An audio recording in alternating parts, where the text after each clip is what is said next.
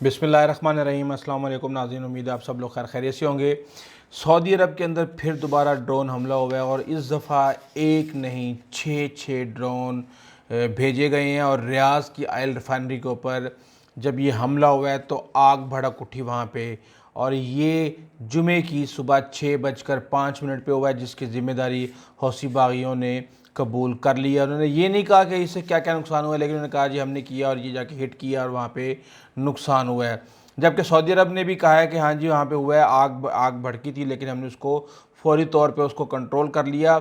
ना ही सप्लाई मुतासिर हुई, ना ही कोई हलाकत हुई है। और उन्होंने बहरहाल ये ज़रूर कहा है कि इससे जो आलमी तवानाई की सप्लाई है उसकी सिक्योरिटी को महफूज बनाने की ज़रूरत है। इस वक्त सूरत हाल ये है कि जब से बाइडन आए हैं, हौसी बागियों के जो हमले हैं वो बहुत ज़्यादा तेज़ी से और फ्रीक्वेंटली होना शुरू हो गए हैं। उसकी वजह यह है कि बाइडन ने सऊदी अरब के ख़िलाफ़ बहुत ज़्यादा बयान दिए हैं और वो ये समझते हैं कि जो मोहम्मद बिन सलमान हैं वो एक तरह से जो सऊदी किंगडम है उसके ऊपर कलंक का टीका है। मैं ये वर्ड इसलिए यूज़ कर रहा हूँ क्योंकि वो इस तरह के कई चीज़ें वो इस्तेमाल कर चुके हैं ये वर्ड, लेकिन उनकी भी हिम्मत नहीं हुई कि वो किसी भी तरीके से रिपोर्ट जमाल खशोगी की जो है ना मंजरियाम पे लाने के बाद उनके ऊपर कोई पाबंदी लगा सकें। और उसके ऊपर जो ह्यूमन राइट्स के ग्रुप है उनको बहुत ज़्यादा मायूसी हुई है। लेकिन अगर आप यमन का मामला देखें तो अब तक 1,30,000 लोग जो हैं वहाँ पर अपनी जान की बाजी हार चुके हैं, जिनमें 13,000 से ज़ायद सिविलियन हैं और बच्चे हैं, बूढ़े हैं। और सऊदी अरब के ऊपर इल्ज़ाम है कि इसने बड़ी बेदर्दी के साथ एयर स्ट्राइक्स करके स्कूल के जाने वाले बच्चों की वैगनों पे, बसों के ऊपर हमले करके, मासूम लोगों के घरों के ऊपर हमले करके बहुत ज़्यादा जो जानी नुकसान है लोगों का वो किया, जिसकी वजह से उनके ऊपर बहुत ज़्यादा तनकीद भी हो रही है। सऊदी अरब ने असला भी उनका बंद कर दिया है सप्लाई, और वो ताउन भी यमन के अंदर बंद कर चुके हैं सऊदी अरब का किसी भी किस्म का। और ये भी गौर किया जा रहा है कि हौसी बागियों को जो टेररिस्ट ग्रुप करार दिया गया था उस स्टेटस के ऊपर भी अमेरिका गौर कर रहा है। अब इसको मैं ये समझता हूँ कि इसकी दो रीज़न हो सकती हैं। एक कि सऊदी अरब इन चीज़ों को खुद मैनिपुलेट कर रहा हो और दुनिया को ये इम्प्रेशन दे रहा हो कि देखें जी हम कितने मासूम हैं,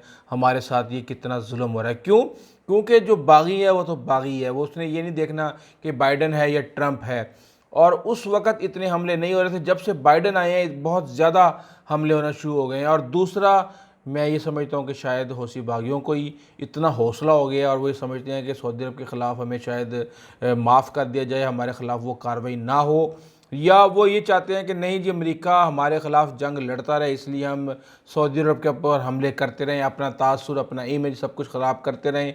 और ये किस तरह किस्म की जंग है ये? आप अपने यमन को संभाल लें, यमन आपसे संभल नहीं रहा और आप सऊदी अरब पे हमले करने निकले हैं, ये क्या इंतकाम की लड़ाई है? बहरहाल ये बात थोड़ी सी जो मैंने बातें की हैं उसको समझने की ज़रूरत है, कुछ पॉइंट्स को। अच्छा आगे चलते हैं। हैरानी की बात है, मैंने जब ये खबर पढ़ी तो मैं हैरान रह गया कि यार ये दुनिया की super powers America and China, ये बाइडन को हम ये देख रहे हैं कि बहुत ज़्यादा वो अग्रेसिव हुए हैं। और कहा ही जाता है कि ये पेंटागन जिस तरह इस्टेब्लिशमेंट, जिस तरह इमरान खान के ऊपर इल्ज़ाम लग रहा है कि इनके पीछे कोई और है, ताकत किसी और की है, चला कोई और रहा है, इसी तरह बाइडन के ऊपर भी इल्ज़ाम लग रहा है कि ये तो वाइट हाउस का कैदी है, जबकि अमेरिका की असल हुकूमत वो चला रहे हैं जिन्होंने चलानी है, जो इसको लेके आए हैं। इसीलिए पूरी दुनिया के अंदर इस्टेब्लिशमेंट लड़ाइयाँ कर रही है, अमेरिका की फड्डे शुरू हो गए हैं और वही पुरानी पॉलिसी आ गई है जिसे ट्रंप ने मानने से इनकार कर दिया था। अफ़गानिस्तान के अंदर उन्होंने कहा जी अभी हम फ़ौजी बाहर नहीं निकाल सकते। सीरिया के अंदर दोबारा उनके फ़ौजी चले गए हैं, वहाँ पे लड़ाई शुरू हो गई है। तुर्की के साथ फड्डा हो गया है। उसके अलावा आप ये देख लें कि यहाँ पे रूस के साथ दोबारा कोल्ड वार प्रॉपर शुरू कर दिया। उनको कातिल कहा गया कि प्यूटन कातिल हैं, जिसके ऊपर तैयब अर्दोगान ने भी स्टांस लिया। उन्होंने कहा जी ये बहुत ही नामुनासिब है और एक सदर को और अमेरिका के सदर के ये शान ही नहीं है कि वो किसी दूसरे मुल्क के सदर के लिए कातिल के अल्फाज इस्तेमाल करें। जबकि बहुत ही इंटरेस्टिंग जो है वर्ड यूज़ किया है उन्होंने इनको प्यूटन ने बाइडन के लिए। उन्होंने कहा जी जो बंदा जिस तरह का होता है ना وہ اگلے بندے کو بالکل ویسے ہی سمجھ رہا ہوتا ہے، اور ہم اپنی خصوصیات دوسروں میں دیکھتے ہیں اور سوچتے ہیں کہ وہ ایسے ہیں جیسے اصل میں ہم ہیں۔ اچھا، بات ہو رہی تھی چین اور امریکہ کی کہ ان دونوں ملکوں کے وزرائے خارجہ ملے ہیں الاسکا کے اندر۔ پہلے ٹونی بلنکن جو سیکرٹری آف اسٹیٹ ہے امریکہ کے، انہوں نے بڑی سخت سٹیٹمنٹس دیں۔ انہوں نے کہا جی اس ملاقات کا مطلب یہ نہیں ہے کہ ہمارے تعلقات چین کے ساتھ بحال ہونے جا رہے ہیں، اور نہ ہی اس ملاقات کا مطلب یہ ہے کہ آئندہ فیوچر کے اندر کوئی اس طرح کی ملاقاتیں ہوں گی یا ہمارے صدور آپس میں ملیں گے۔ یہ اس چیز پہ ڈیپینڈ کرتی ہے کہ جو ہمارے اعتراضات ہیں اور جو ہمارے ایک طرح سے خدشات ہیں ان کو دور کرتا ہے کیسے ہے، ان کے اوپر عمل کیسے کرتا ہے۔ لیکن چین نے ان کو ایسا ڈنڈا دکھایا ہے کہ یہ یاد رکھیں گے۔ وہ کیسے ڈنڈا دکھایا ہے کہ یہ جو بدماشی کر رہے تھے، جو غرور دکھا رہے تھے، جو اپنا، انہوں نے 2 منٹ کی پریس کانفرنس تھی، اس 2 منٹ کی پریس کانفرنس کو وہ 1 گھنٹے پہ لے گئے۔ دونوں فریقین نے 1 منٹ میں اپنا ایجنڈا ختم کرنا تھا، جس کے اوپر امریکہ کہہ رہا ہے جی انہوں نے پروٹوکول کی خلاف ورزی کی ہے۔ چین نے پہلے تو امریکہ نے کہا جی کہ ہمارا یہ حق ہے کہ ہم سنکیانگ پہ بات کریں، ہم ایغور کے مسلمانوں پر بات کریں، ہم ہانگ کانگ کے اوپر بات کریں، ہم تائیوان کے اوپر بات کریں۔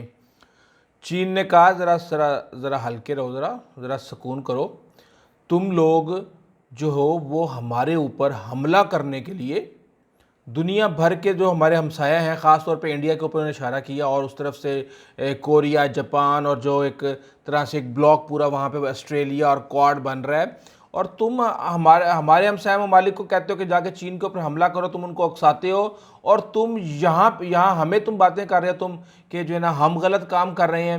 انہوں نے کہا جی کہ اس کے اندر نا جیک سلوان بھی تھے جو سیکیورٹی ایڈوائزر ہیں، اور ساتھ میں جو چائنیز وزیر خارجہ ان کے ساتھ ایک انتہائی سینئر سفیر ینگ جی ایچی کے نام سے ان کا نام ہے، وہ اس کے اندر موجود تھے۔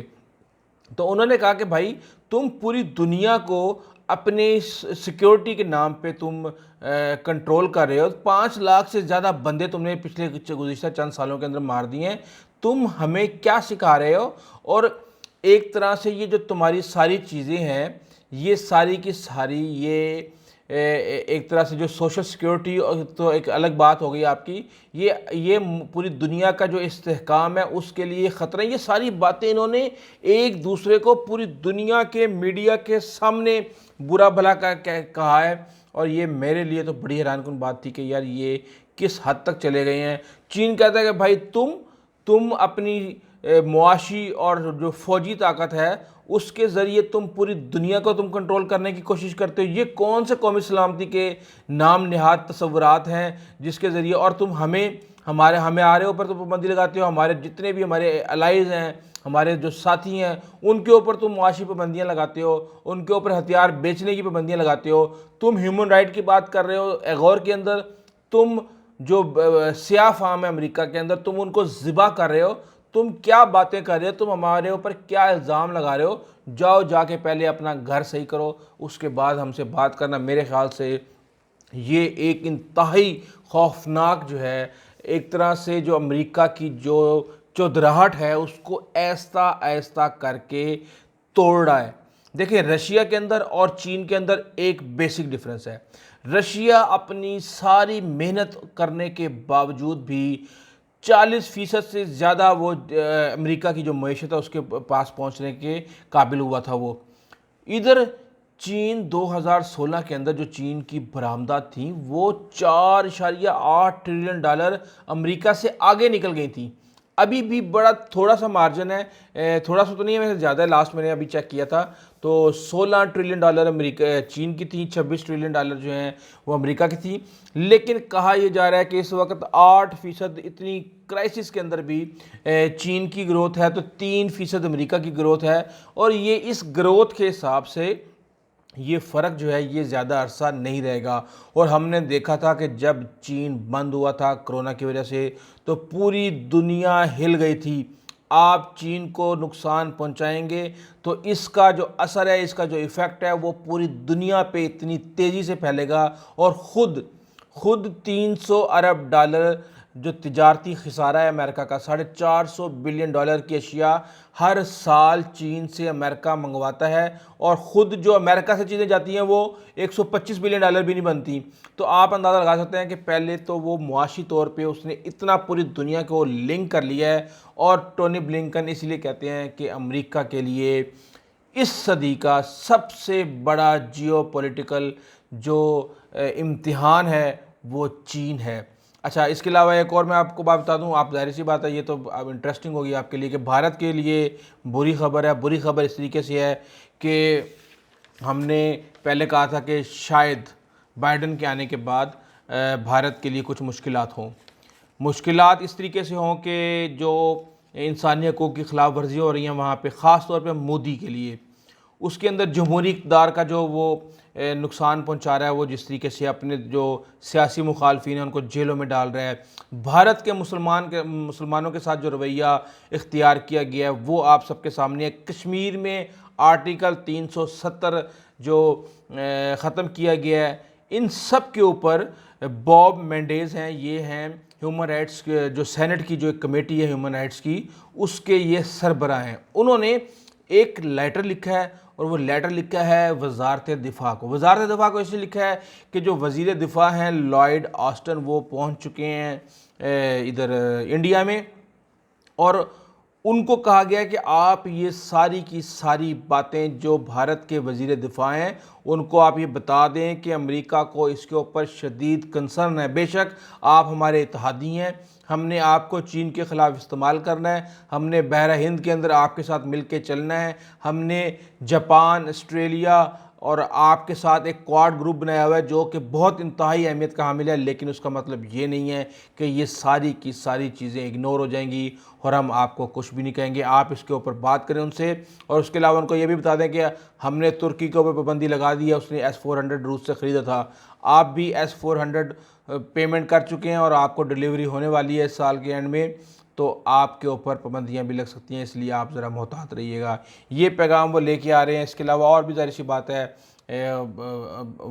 دونوں ایک طرح سے اس خطے میں بہت بڑے اتحادی ہیں، صرف بری باتیں نہیں ہوں گی، اچھی باتیں بھی ہوں گی۔ تو یہ چیزیں اس وقت چل رہی ہیں خطے کے اندر، اور اس حوالے سے جو بھی لیٹسٹ اپڈیٹ آئے گی انشاءاللہ ہم آپ کو دیتے رہیں گے۔ اور اگر آپ نے ہمارا چینل سبسکرائب نہیں کیا اور آپ مناسب سمجھتے ہیں تو ضرور کیجیے گا، کمنٹ ضرور کیجیے گا، بتائیں کہ آپ کی ویڈیو بہت بری ہے، بہت اچھی ہے، اس کو کیسے امپروو کر سکتے ہیں۔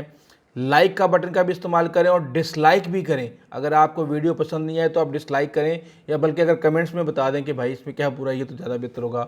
بہرحال آئندہ تک اجازت دیجیے، اللہ حافظ۔